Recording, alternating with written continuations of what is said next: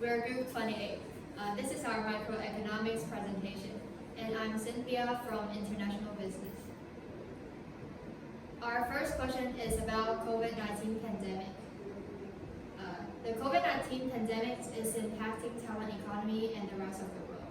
The first question is, how can pandemic influence the aggregate demand in Taiwan? Explain your reasoning. The pandemic discourages households to spend money, so the consumption falls and the aggregate demand shifts to the left.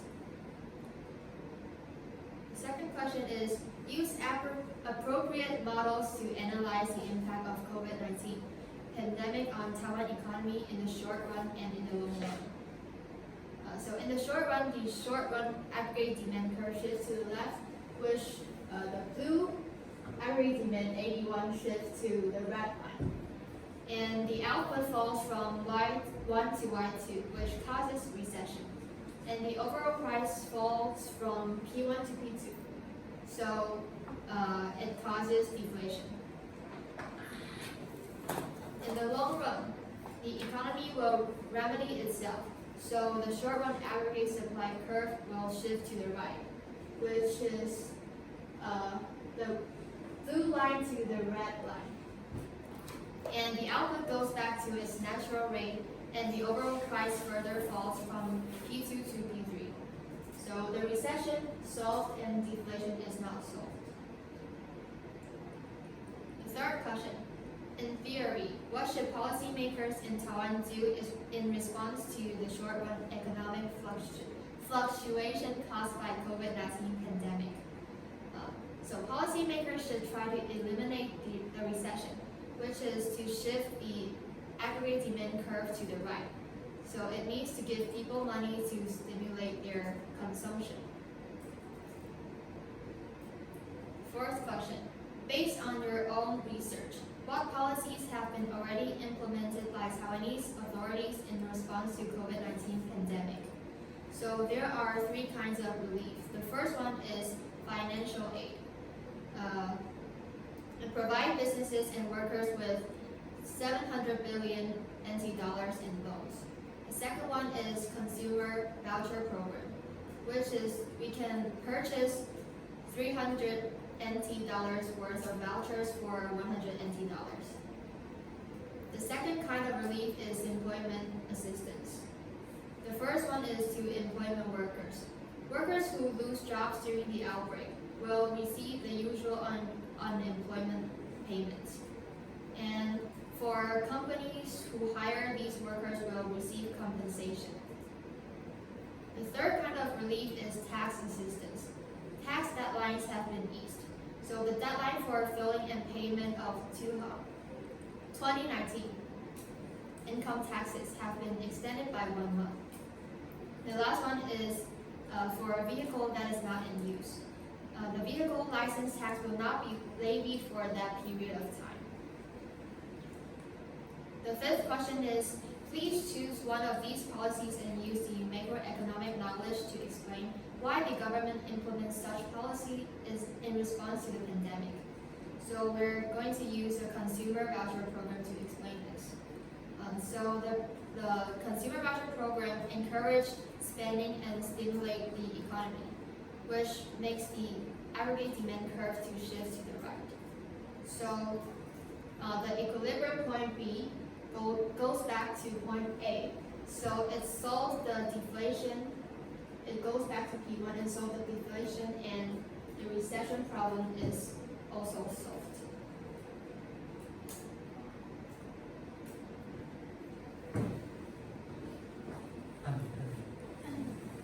Hello, Wilson. I'm going to talk about the U.S.-China trade war.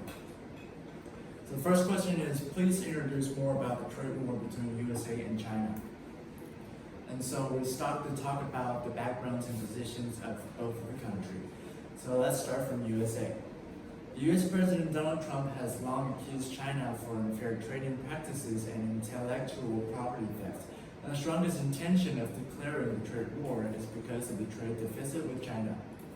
So let's talk about the position of China. In China, there's a perception that America is trying to curb its rise as global economic power. And the result is that the US has set tariffs and other trade barriers to force China to change. So let's talk about the tariffs that are imposed. Mr. Trump's tariff policy aims to encourage consumers to buy American goods by making imported goods more expensive, having a vision of lowering the trade deficit to China. So this is the graph that the tariffs that are imposed. Since the US has a great amount of trade deficit to China, the tariffs imposed has made investors in China to move to the US.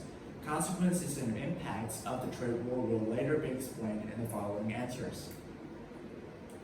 So the second question is, use appropriate models to analyze the simultaneous impacts of both tariff policy and capital flow on the following macroeconomic variables of the US economy: real interest rate, net capital outflow, real exchange rate, and net export. So the analysis of the US economy is shown on the graph, and due to the tariff policy, the demand for loanable funds in the US increases, which leads to an increase in the interest rate and decreases the NCO, which is net capital outflow. At the same time, the decrease in the net capital outflow decreases the supply of the US dollars, which appreciates the US dollars. So the interest rate increases, net capital outflow decreases, real exchange rate increases, and net export decreases due to the exchange rate effect. So the third question is, use appropriate models to analyze the short-run impacts of both tariff and capital flow on the following macroeconomic variables of China economy: real GDP, overall price, and nominal exchange rate. So let's analyze China's economy by the graph. Due to the tariff policy, the demand for loanable funds in China increases, which leads to a decrease in the interest rate and increases net capital outflow, which is the two graphs up here. And at the same time, the increase in net capital outflow increases the supply of RMB, which depreciates RMB.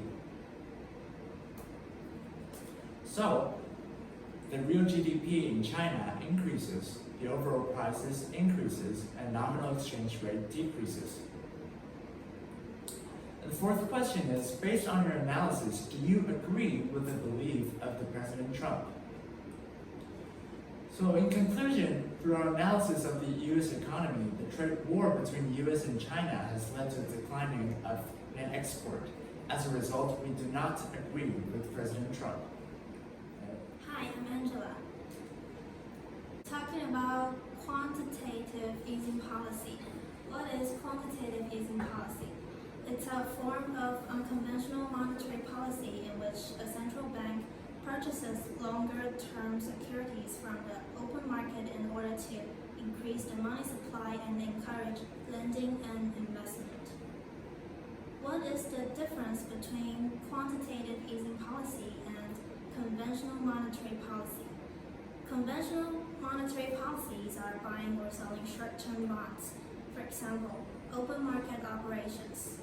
Quantitative easing, which is a kind of unconventional monetary policies, is buying or selling long-term bonds. And here's a historical example of how Fed uses the quantitative easing policy in response to a crisis or event in the United States. Owing to the global financial crisis in 2008, the Fed started buying $600 billion in mortgage-backed securities. By March 2009, it held $1.75 trillion of bank debt, mortgage-backed securities, and treasury notes. This amount reached a peak of about $2 trillion in June 2010. How the quantitative easing policy can solve the problem caused by the crisis or events mentioned in the question 2. When Fed starts buying bonds, it increases the money supply. So it causes the money supply curve shift to the right. And therefore, nominal interest rate decreases and output increases. And now I'm talking about our optional question. First is European sovereign debt crisis. What is the European debt crisis? The introduction. The European debt crisis is the shorthand term for Europe's struggle to pay the debt it has built up in recent decades. 5 of the region countries, Greece, Ireland, Italy, Portugal, and Spain have to varying degrees failed to generate enough economic growth to make their abilities to pay back bondholders the guarantee it was intended to be. How did it happen? First, there were no penalties for countries that violated the debt to GDP ratio set by the EU, as we can see from this graph. The Greece and Ireland, Italy, Spain, Portugal are all on the list of high debt to GDP ratio. Second, Eurozone countries enjoy the low interest rates and increased investment capital. Most of this flow of capital was from Germany and France to the southern nations, and this increased liquidity raised wages and prices, making their exports less competitive. Countries using the euro couldn't do what most countries do to cool inflation, that is, raise interest rates or print less currency as it is the euro as a whole. During the recession, tax revenue fell, but public spending rose to pay for unemployment and the other benefits. So let's look at the graph analysis here. First, we have the decrease, the supply for loanable funds.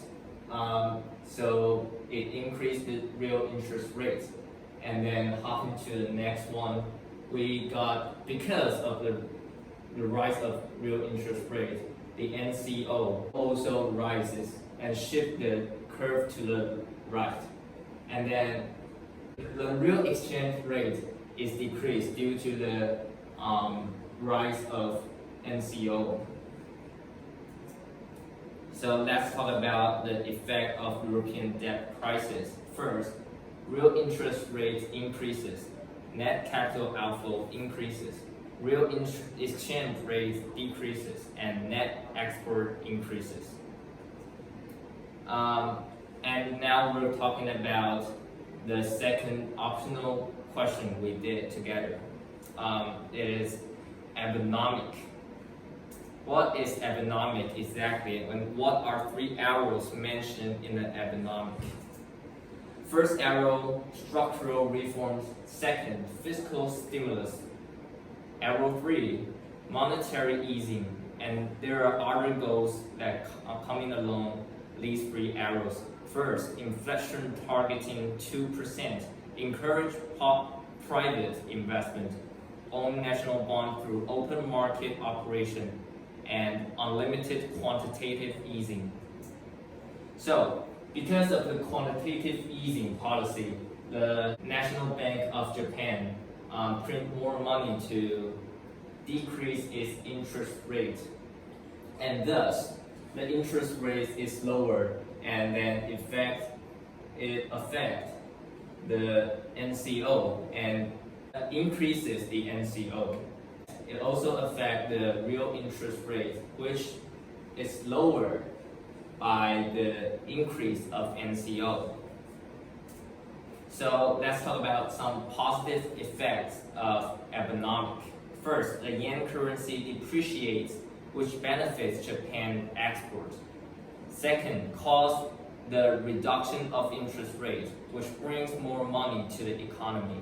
Third, inflation that encourages general public to spend. As we all know, Japan has suffered during the last 2 decades. The general public is not willing to spend money and causes deflation. Because of the Plaza Accord, the Japanese and the United States made an agreement that appreciate the Japanese yen and depreciate the United States dollars. So the Japanese exports reduces due to the effect of the Plaza Accord. Thus, these economic actually help help Japan to get out of this crisis. That's the end of our presentation. Remember to like this video, subscribe, and hit that notification button. And we'll see you next time. Peace.